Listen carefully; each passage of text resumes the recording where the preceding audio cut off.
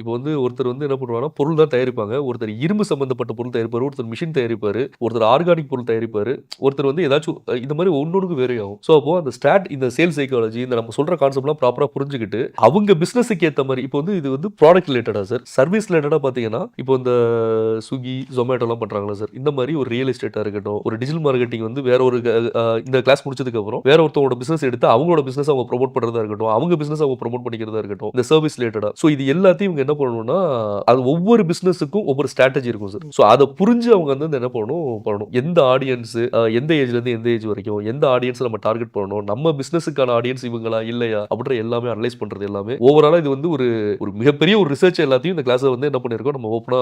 நண்பர்களே, இந்த digital marketing online வகுப்பில் நீங்கள் கலந்துக்கணும்னா anatomictherapy.orgங்கிற வெப்சைட்டில் போய் ப்ரோக்ராம் ஃபைண்டரில் டிஜிட்டல் மார்க்கெட்டிங் அப்படின்னு டைப் பண்ணீங்கன்னா உங்களுக்கு அந்த லிங்க் வரும். நீங்கள் அதில் வந்து பணம் கட்டி நீங்கள் புக் பண்ணிட்டீங்கன்னா உங்களுக்கு அந்த லிங்க் உங்களுக்கு வரும் பொழுது அந்த குறிப்பிட்ட நாளில் 24 மணி நேரமும் நீங்கள் இந்த வகுப்பை பார்த்து நோட்ஸ் எடுத்துக்கலாம். இந்த வகுப்பு கண்டிப்பாக உங்களுக்கு பிரயோஜனமாக இருக்கும். நன்றி.